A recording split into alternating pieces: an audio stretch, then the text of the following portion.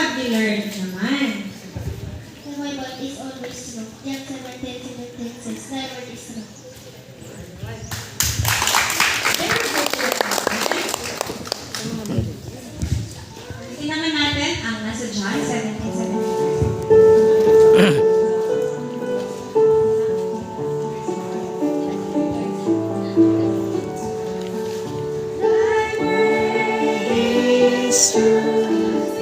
Thy word is true. I try to keep eternity to thy word is true. Word is true.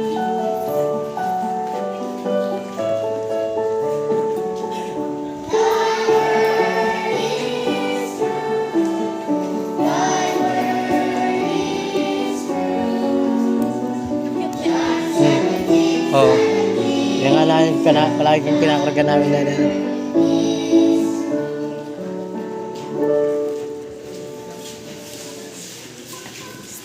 Picture mo din ng hapon. Si Tyrone.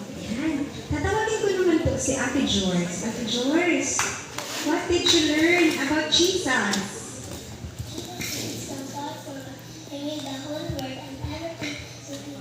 Genesis 1:1 says, in the beginning, God created heaven and earth.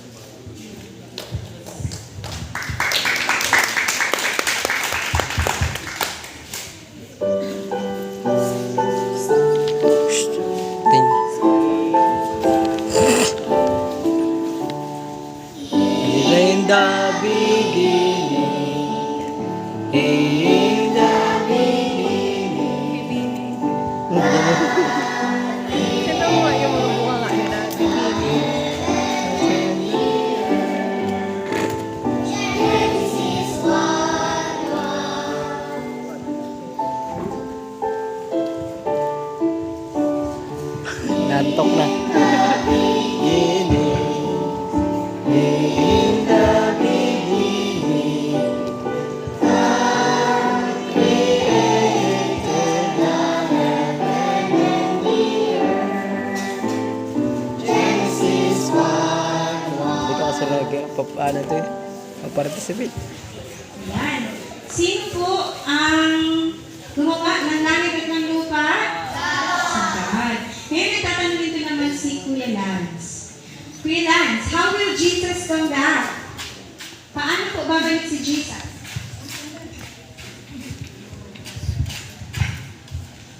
Jesus is coming back from heaven with all the angels, and every eye will see him, and every ear will hear him. Revelation 1:7 says, Behold, he cometh with clouds, and every eye shall see him.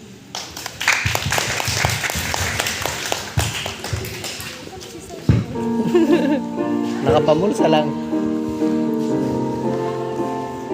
Singyaw talaga nitong batang ito. Ano siya? Hindi talaga nasabay.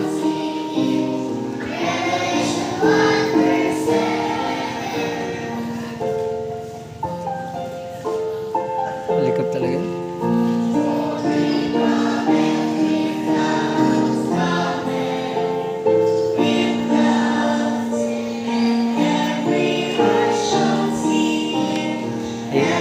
Gusto lang yan.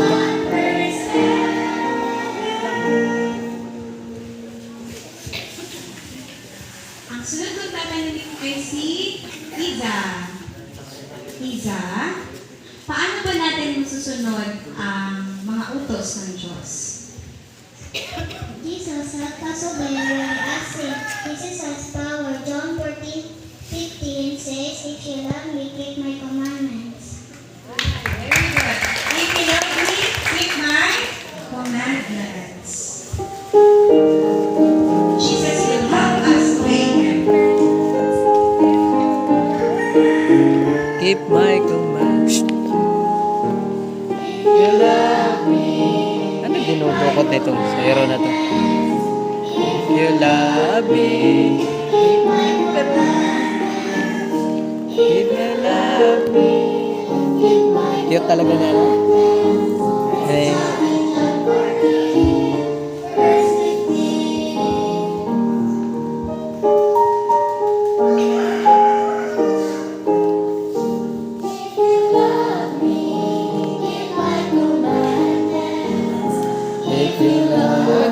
Love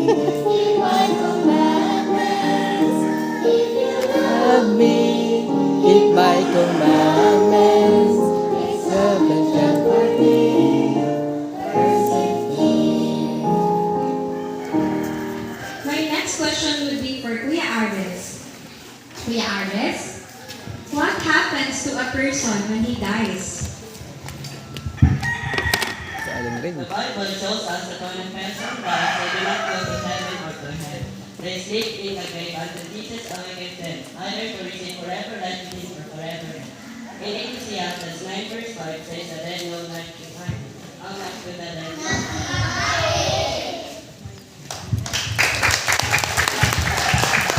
Can the dead return to their house? Hindi na. Hindi sa house.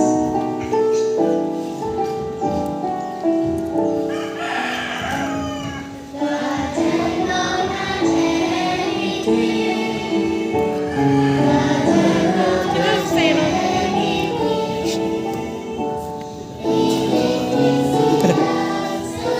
Hindi na ako nag-action. Nagkikip. Sinasabi ito.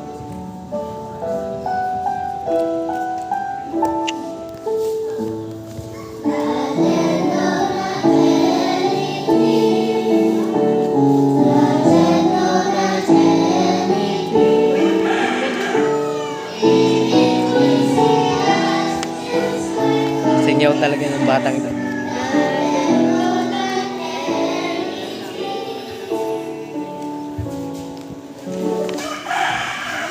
Sobrang singyat. My next question is for Ate Janice. Di ba? Wala pa namang hellfire ngayon, right? Meron na bang impyerno ngayon? Wala pa May po. nasunod na bang mga kasalanan? So, kailan ito mangyayari? When Jesus comes back. Ano po? After niyang kunin ang mga good people, obedient people, papuntang langit, babalik siya and ayun na. I-receive na ng mga bad person yung price ng disobedience. At Ate Janice, how long will hellfire go?